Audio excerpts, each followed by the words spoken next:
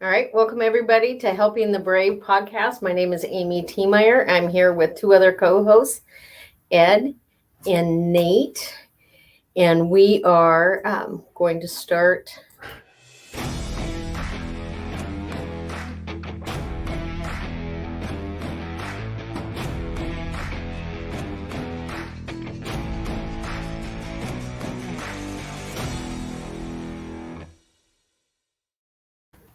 Amy, who's our guest today? Well, I would love to introduce you to our guest, Jake. And please, Jake, take it away. Tell us why you joined the Army. Since we First of all, Jake, how do you say your last name? My last name's Jake Tozier. Tozier. That's right. Yeah, I think I can start. I mean, I grew up in a military household. My dad was Army, and my mom was a Navy enlisted member, and I did what most military brats do when they don't know what they're going to do is join the Army. So that's what I did. The recruiter was at my brother's house, and I said, "Hey, what do I need to join the Army?" And he said, "High school diploma," and I was gone in about 2 weeks heading to Fort Knox. Wow. They didn't say the low IQ? No, he's like, "What do you want to do?" And I was like, "I know what I don't want to do. Right. I don't want to be infantry. I don't want to be a mechanic, and I don't want to be a cook." So naturally, I selected artillery. That's where I headed. So. Well, and that's why my son joined. Basically, they guaranteed his job as a medic, right? And then airborne, because that's what he wanted, right? And so the one thing I found about Army, which is different than a lot of the services, is they guarantee what you're going to get. And this is your job. This is what we're signing on the line. This is what you get. So yeah, exactly. All right. So what did you do in the Army?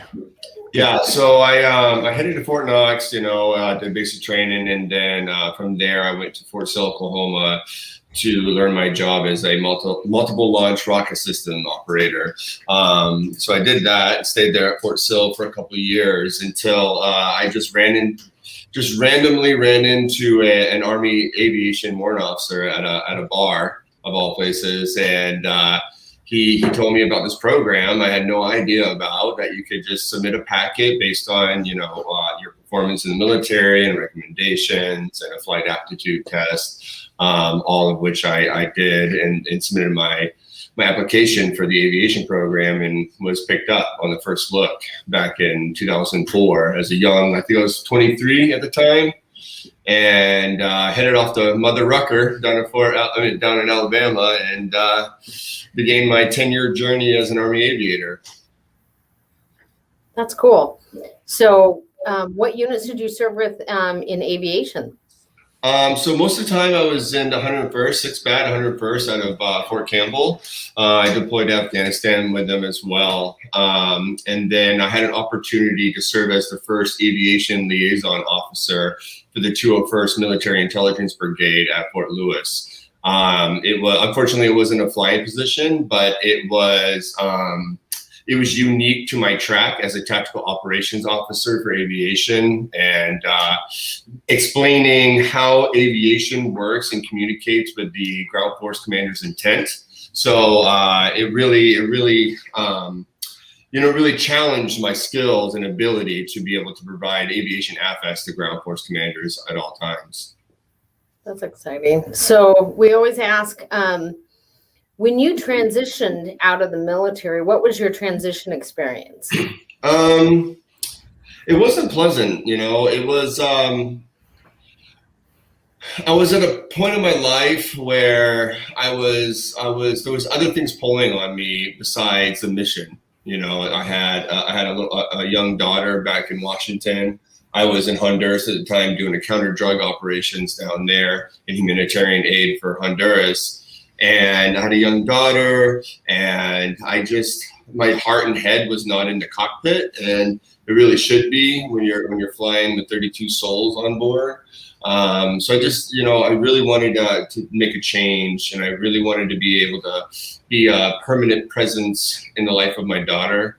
So I resigned. I submitted my resignation, and it really wasn't taken well by my command at the time. I think they had an agenda and a mission to accomplish, and I wasn't willing at the time to stay on, and it really, I felt like it was, I was on my own for the first time in 15 years and having to figure things out on my own, and it was tough. It was not easy. I'm actually still stuck on Fort Sill, Oklahoma. Yeah. And the reason is I was in the Navy, but I went to physical therapy school, and we were at San Antonio, all served, and then we had to spend a week at different Army bases to training, and guess where I got to go? Oh man, Fort Sill, Oklahoma. There's a lot of dry counties on the way there, I'll say. Yeah, it's a unique place. I remember getting there and going to the bowling alley, and I think we had about 4 or 5 pitchers of beer, and like, what is going on here? And like figuring out it's like 3 to beer or something there in Oklahoma. Yeah, it's like Colorado. Yeah. You got me anything back there, Nate? I know it's hard for Air Force to talk sometimes. Not when it's aviation. We just do it better, so we don't really ask questions. I like that. Yeah, but I mean, since when I transitioned, I didn't have a solid plan, but I knew I wanted to be a sponge and just see like what all the opportunities were out there. I didn't really want to get pigeonholed or cornered into, accepting the first job or a career path. So I just I had enough in savings to like sit around for a year kind of and dive in and go to different meetups and networking events and just try to figure out what I wanted to do, what sparked my interest. It's kind of hard to do after you're doing the same thing for 15 years.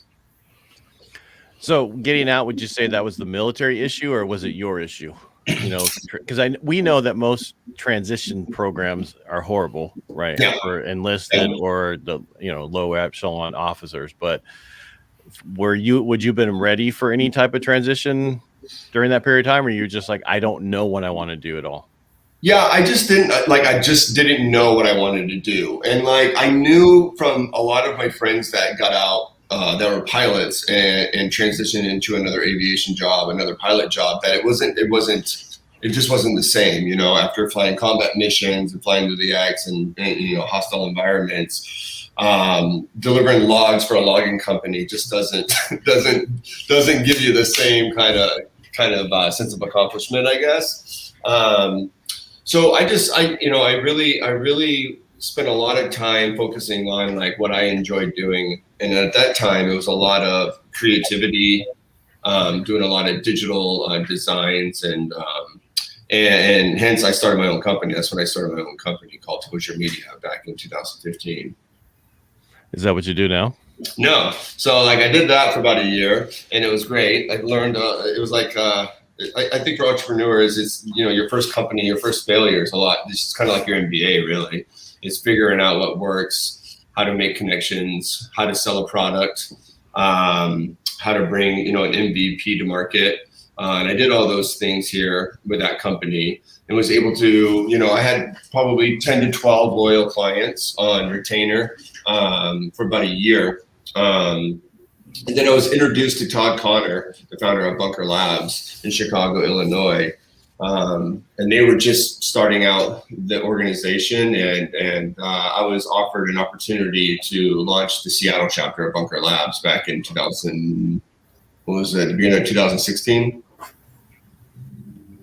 Cool. So what is your company now? So now I work full-time for Bunker Labs as the National Director of Resources for our Veterans and Residents program. Currently, I was the Regional Director for Bunker Labs West Coast and launching, I think, 9 chapters: Seattle, Las Vegas, Los Angeles, San Francisco, San Diego, and a couple other ones. Now our model shifted a little bit more from trying to have a chapter in every state to we focus more on our core programming, starting with the veterans and residents and the cities that really have the ecosystem to support that program.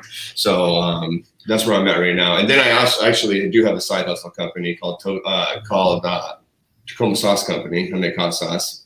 So kind of got my hand in everything. Very cool. And I must have missed this. Where are you right now? I live in Tacoma, Washington. Okay, I just want to make sure. Yeah, I thought so, but Yeah. I was like, something I missed there.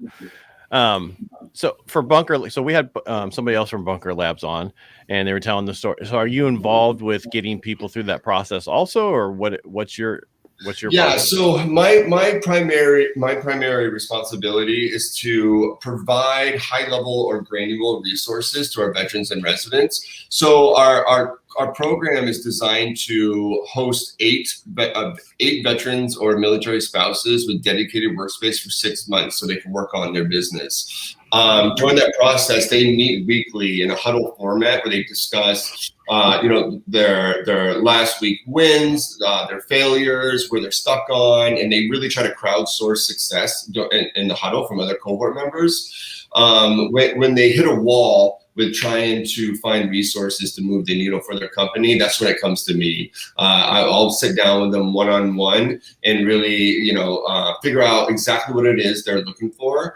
and reach out to our national network and try to provide that resource in order to move the needle for them. And you do that locally, right? I do that nationally across the nation. Yeah, 24 chapters that have that program. Very cool. So the closest one to us is Bay Area, right? You have one. No, we have a Seattle chapter that's based in WeWork in Seattle, downtown. No, I'm talking about outside of Seattle, outside of on the west coast. It would be Bay Area or Vegas, I guess. Well, Bay Area is closer to me. We're in Modesto. Oh yeah. It would be Bay Area. Yeah, they just moved. They were down on, I think, Market, but I think they just moved to a different WeWork location. But that location's updated on the website. All right. So do you guys normally use the WeWork buildings everywhere? Is that what I'm hearing? Yeah. So the Veterans and Residents Program is in partnership with WeWork nationwide. So we do have 22 physical locations where that program is run, and then we do have 2 virtual cohorts as well. Very cool. Nate, you're really quiet today. It's been a long day. Yeah, it was a long night, but yeah. Here, I'm gonna put us back to normal. There you go. Yeah. Okay, so I always Back ask. on top. My favorite question is, since you got out, are you involved in nonprofits in your area, or what's your favorite thing to volunteer with? Well, Bunker Labs is a nonprofit, so I'm full-time employed with them. But here locally, I'm pretty involved with all the nonprofits. I think working for a nonprofit, we tend to be in the same circles, the same kind of networking events a lot of times. So I love the Travis Mannion Foundation and what they're about. My wife's a teacher, so their program with providing mentorship and leadership through programming at elementary or schools in general, I think is really, really important. I think it gives purpose and passion for the veterans transitioning out of active duty. And also there's a lot of schools like my wife's, which is a tier 1 school, that really need those kind of mentors to look up to. A lot of times that's lacking in children's lives, unfortunately. And then I love the Mission Continues. I love that organization. I think doing community impact projects is super important. I really believe that our veteran population is the best asset our nation has. And the more that we can get out into our community and drive impact and social change is like, I love that. I love that so much. So I'd say those two. I love those 2 organizations for sure.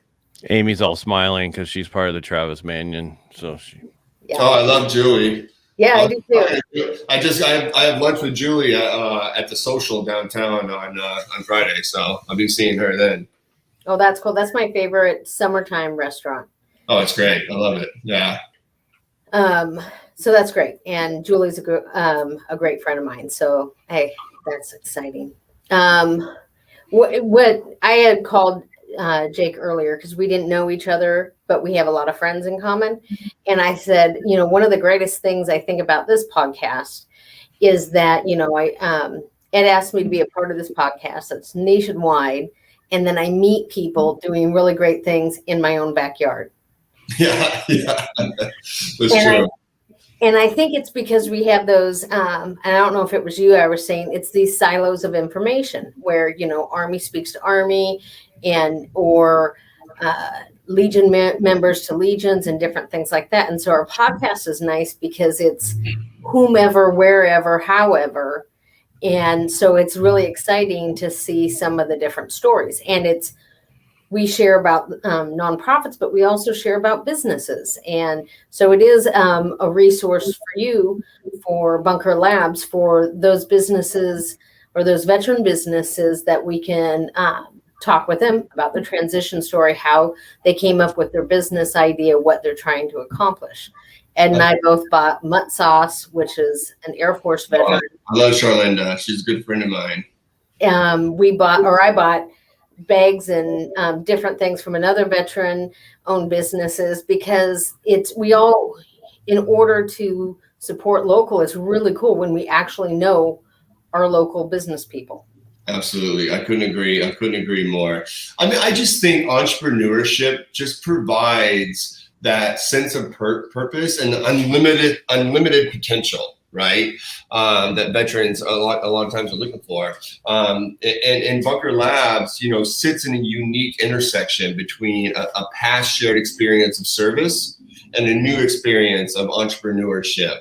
And really, it's the biggest thing I've seen it provides is it grants permission, because a lot of veterans are, I wouldn't say brainwashed, but maybe, to be waiting for the, waiting for orders to like do something. So, they might have an idea about starting a business, but they just don't maybe they lack the knowledge or the understanding that it's on them. Like they're their commander, like they've got to be able to push it across the finish line.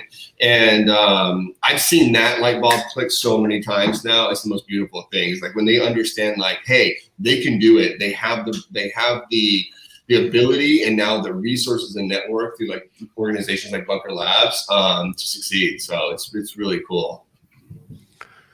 How does a veteran get involved with Bunker Labs? Is it just through the website? Do you put it in?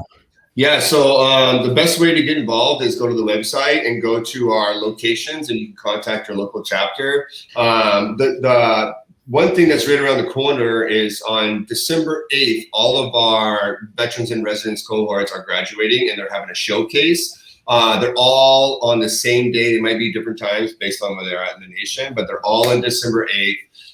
And we'll be showcasing both the graduating cohort and we'll be introducing our new cohort that'll be starting in January. So if you're a resource provider, if you're a mentor, advisor, if you have a service that's geared towards entrepreneurship, if you just want to like get involved and find out, meet some really cool entrepreneurs, like that would be the event to go to. And I think that the Eventbrite pages will be up like by the end of the week. So you can go ahead and RSVP for your local one.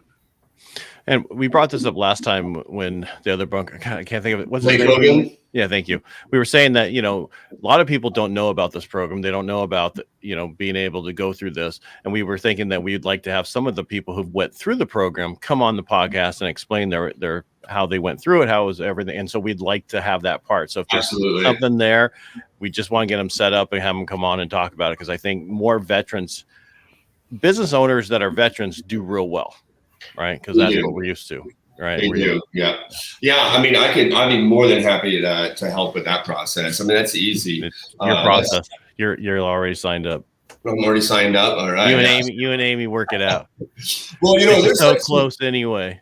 There's some great entrepreneurs here local in the PNW. I mean, me and Amy share friends with Jared Wharton. He owns Fall Brewing, and I think you might have had Jason Cavness on here too of Cavness HR, and there's just a ton of companies. I'd be more than happy to get them on this podcast to spread the good word for sure.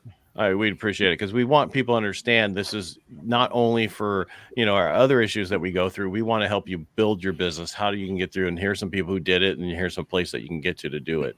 And we'd also like to have some veterans outside of Seattle or up in the Washington State, other states, even California, maybe which is one of the hardest states to do something in. Well, as the resource director on Fridays, typically a Friday, sometimes it's every other Friday, depending on how the week goes. I do share with our cohort members local resources that come across my email. So I'll definitely be pushing this out to, over 200 veterans and residents currently. So hopefully some of them reach out to you soon. We'd love that. We would. That would be a lot of fun. Hey, Jake, can you talk us through the program and what it feels like, what it looks like? So like when they get in, start day one and then go through the program, what's that look like?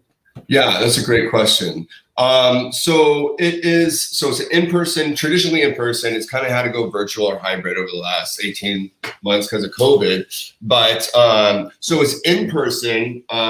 When you get accepted to the program, you get a dedicated desk at a WeWork, and it's a big room, so everybody can work together and collaborate. And your accountability piece is each week you come in and sit down for 90 minutes and go through a huddle format. And it's the same questions for everybody going around the room, and it's basically, what did you commit to last week? Did you make it or miss it, and why? And is there something that we can crowdsource the room to help you solve some of those issues? And it's muscle memory, right? And those are the things that really help, generate a sense of accountability. It's a lot harder to commit to something in a room around friends and not do it, right? So like if you commit to it and you have to come and answer to like your friends, like, oh shit, why didn't they do it? So it kind of gives you that sense of accountability, and then just get you into muscle memory of like figuring out what's the biggest barrier I'm facing right now, applying maximum energy towards that problem and solving it and repeating. I mean, that's what entrepreneurship is. And then, really testing yourself of like what you're not good at and going out and finding those resources in order to bring them in. So beyond the weekly format and the huddle format, you have access to the National Bunker Network and resources and to tap into as well. So that goes on for 6 months. And then towards the end of the cohort, typically the past couple of years, we've had a pitch competition that's been sponsored by our friends at Ford. And that's a national pitch competition with money at the end for the winners. I can't talk about how much money that is this year, but it's been pretty good in the past couple of years. I think the total gifts last year was like $100,000 for the first, second, and third place. So it's a pretty cool program. Nice. Very good. Very good. Did anybody create a shaving kit or something? I Just messing with. I haven't seen Nate this scraggly in a while. So it's funny to see some of the, I wouldn't say typical, but there's definitely the go-to type of companies you see in the veteran community. A lot of apparel companies, a lot of shaving companies, a lot of beer companies. So, but no, it's amazing that I'll tell you one thing that's really cool about the veterans and residents is that a typical accelerator or incubator program, their return on investment is hoping that they get like a unicorn, right? Is like they're getting equity in your business for incubating you or putting you through an accelerator company. So they're investing in choosing companies that they think are going to have a hockey stick moment, right? We don't take equity. Everything is free to our veterans and residents, right? So with that, our win is your win. Like if somebody wants to open up a coffee shop, that's just as important as a rapid growth tech company. So everybody has the same opportunity and gets the same amount of attention, which is really unique. A lot different than most accelerator programs across the nation. How does Bunker Labs make their money then? If they don't take equity in the company? Yeah, so we, as a nonprofit, we have great corporate sponsors through USAA, JP Morgan and Chase, and so on. They're very generous and they believe in our mission. And that way, we can provide all of our programs free of charge to any participant.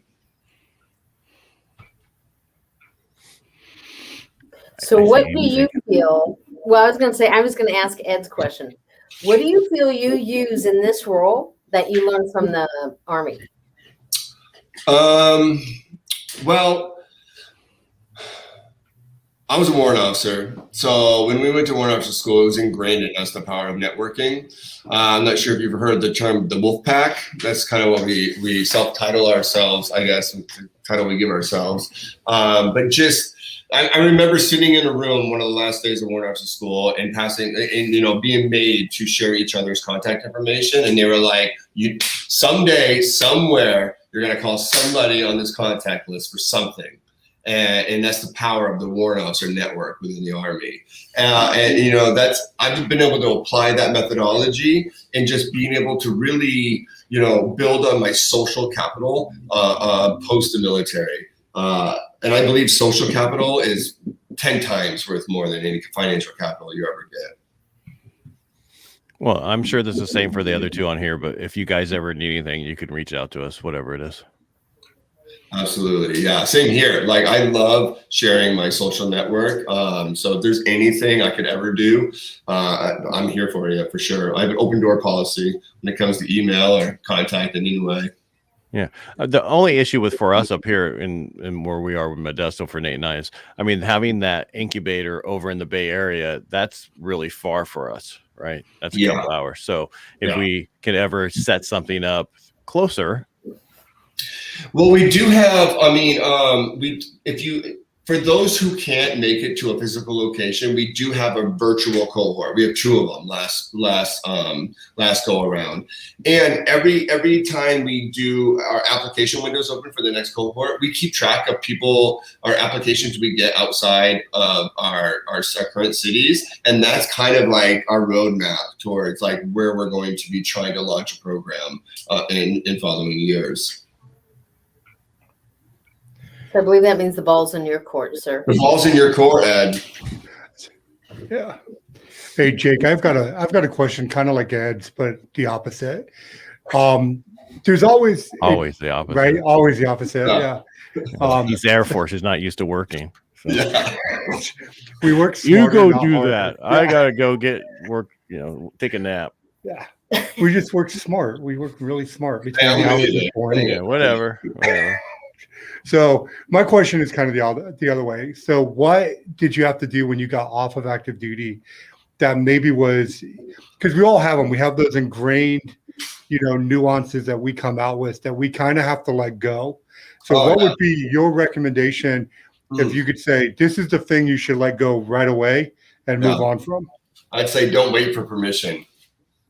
Like, just act. Like, it's all on you. I think, I try to keep my head on a swivel for opportunities and act upon them. I think someone once told me, like, the difference between good and great is great is being able to give equal attention to new opportunities and execution. Right? If you're just we all know those veterans that just go from like different opportunity to opportunity and never just land on anything, right? And then we know veterans that land on something and that's it. They're stuck in that hole, right?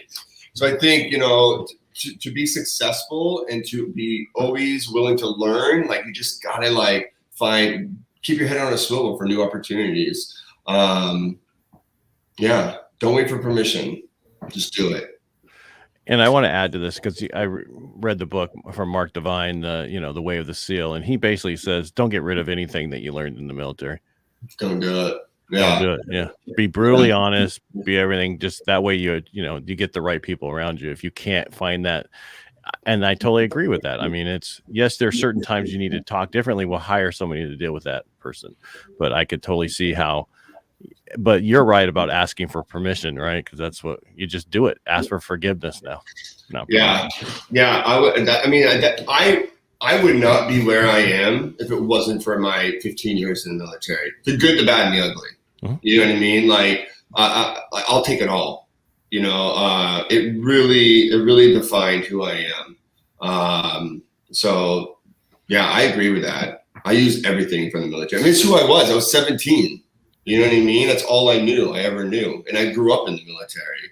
So I was in the military for the last 39 years of my life. And I'm serving veteran. So it's my family. I wouldn't want any other family but the one I have. So, yeah.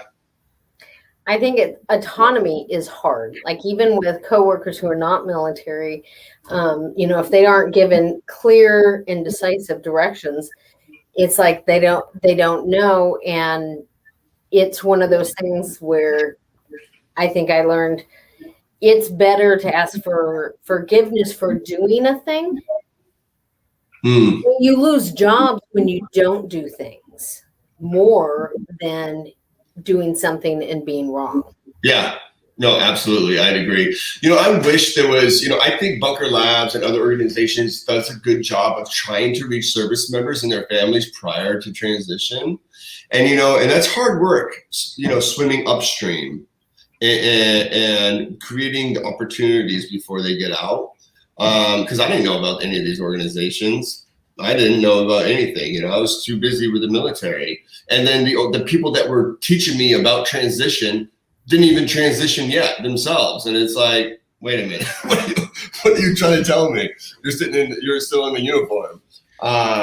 So I don't know. I don't have the answers for that, but I think if there is current active duty service members listening in, is like, if you're thinking about getting out, like get involved in your community prior to stepping off, out of uniform and trying to get involved for sure. Absolutely. Fabulous. What were you doing there? Were you dancing there, Amy? Yeah. Yes. Community involvement. Yes. Yeah. Well, I think the big thing also is to get the information out to people, where prior to this, 10, 15 years ago, we didn't have what we have now.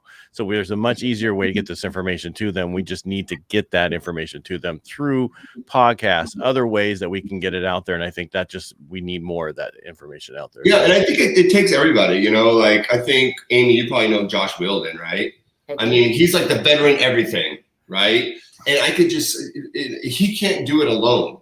I tell him that all the time. I'm like, you can't carry this whole veteran colony on your back, bud. Like, it's going to take us all, So, if you see a need, and who better else to fulfill a need in a community than a veteran, right? It comes from a unique perspective of service and gratitude, and be able to apply that skill or that observation and advice in your community is like, it's wanted, believe me.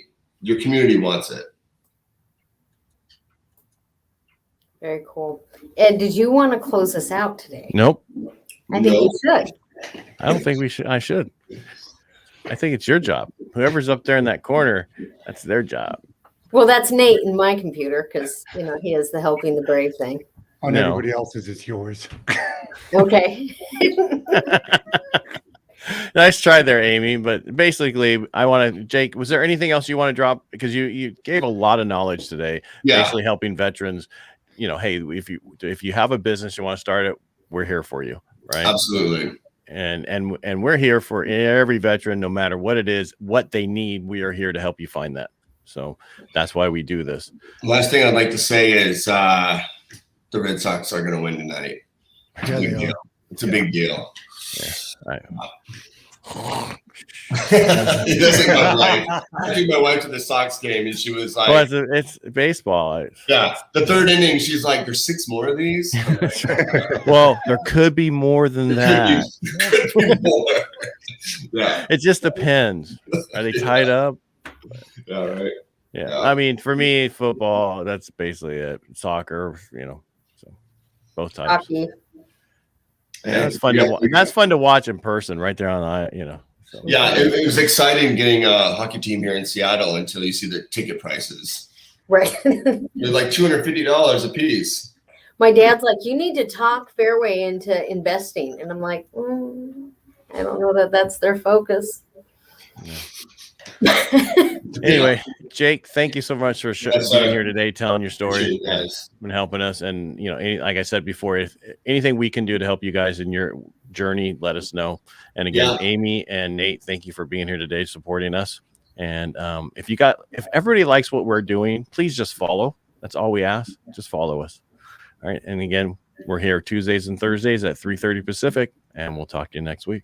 Thanks, guys. Appreciate it. I actually talked to you on Thursday.